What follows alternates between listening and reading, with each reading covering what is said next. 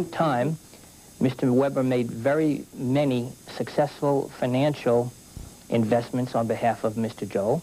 Well, our contention is that he really didn't know very much about the entertainment business, that he originally came in to handle Billy's business affairs, and then when his sister, who had been Billy's wife, divorced Billy, he then took over all aspects of Billy's career.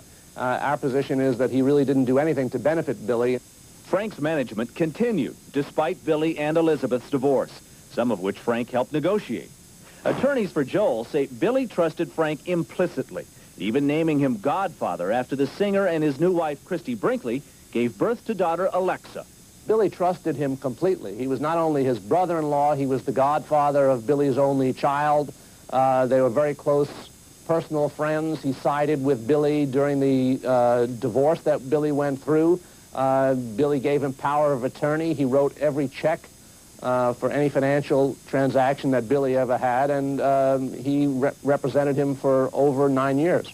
During those 9 years, Joel charges a 1989 audit shows Weber grossly misused Billy's money, issuing loans of up to $1 million to himself and wife Lucille, while signing Billy's name to them using the power of attorney. Some loans, mostly from record companies, were secured with copyrights from Billy Joel's songs, and many of those copyrights are still mortgaged. He also invested millions of dollars of Billy's money in companies that he controlled in the horse, oil and gas, and real estate fields, all of which went down the tubes, and Billy was out huge quantities of money. In virtually every instance, when Mr. Weber made investments or loans on behalf of Mr. Joel, these loans were approved prior thereto by Mr. Joel at the periodic meetings that were held by Mr. Weber and Mr. Joel, at which time Mr. Weber would bring Billy Joel up to date on all of his business affairs. But Billy's attorney, Leonard Marks, says stars like Billy are particularly susceptible to rip-offs, which is often why they turn to family members for business help in the first place.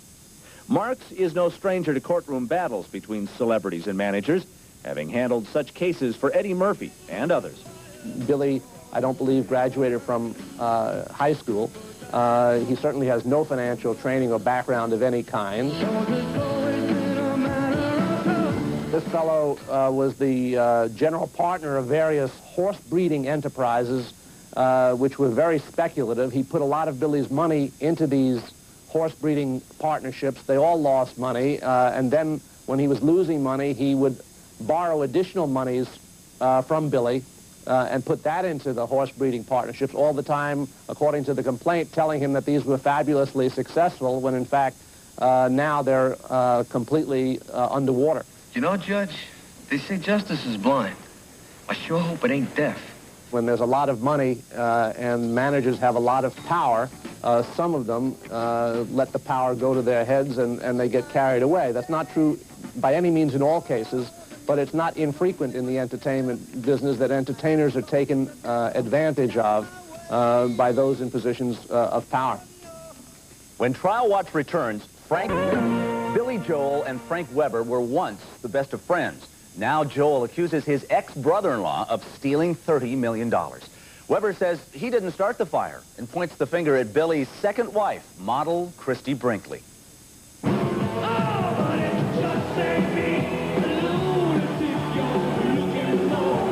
When I started working for Billy, he didn't even own all of his copyrights. So under my direction, we reacquired all the rights to his songs.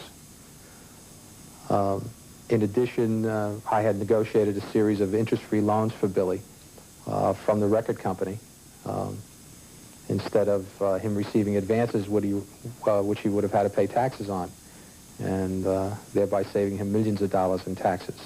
Frank Weber says he always acted in Billy Joel's best interest and was totally unprepared when he was hit with a lawsuit. I was in shock, obviously. Being sued for $90 million is not something that one can comprehend. Billy used to say that, you know, that he would take care of the music and I would take care of the business. Frank denies claims he overcharged Billy for services he provided, such as videotaping the Russia tour. He says he kept Billy informed of all loans and investments, and that Billy took an active interest. Well, he used to ask me questions about, you know, different things on the statements. You know, he would ask, you know, specifically some things would come to his attention. I don't recall specifically what they were, but I know that at times I had to go and find things out for him. I just feel that Billy's been purposely misinformed about a lot of things, and that at some point in time when he learns the truth, you know, it's just important for me to know at some point that while he may never admit it, he will know that we did a good job for him. Frank's wife and co-defendant Lucille believes she knows exactly where the source of Frank's problems lie. Christy Brinkley would have liked to have had more control, if not total control, over her husband. She would have liked to have more say about the career decisions. We had a very close family relationship for many years, and then all of a sudden I felt jealousy was in the picture. And this led her to want to get Frank out of the picture. And things more done to her liking. And that's okay, but it certainly didn't have to be done this way. Frank has filed for bankruptcy, a move which Billy Joel's attorneys say has served to virtually prove Frank's misrepresentation.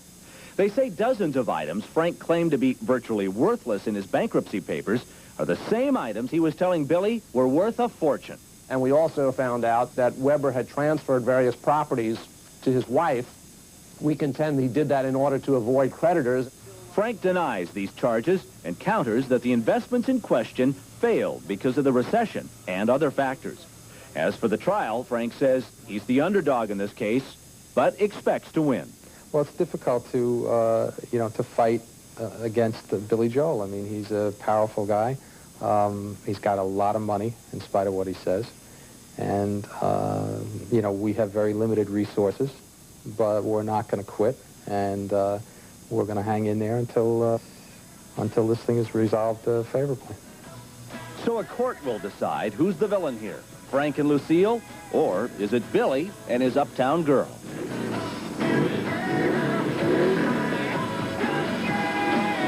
Billy Joel's attorneys say that while Frank Weber may be in bankruptcy, they feel they can still reclaim millions from others named in the suit.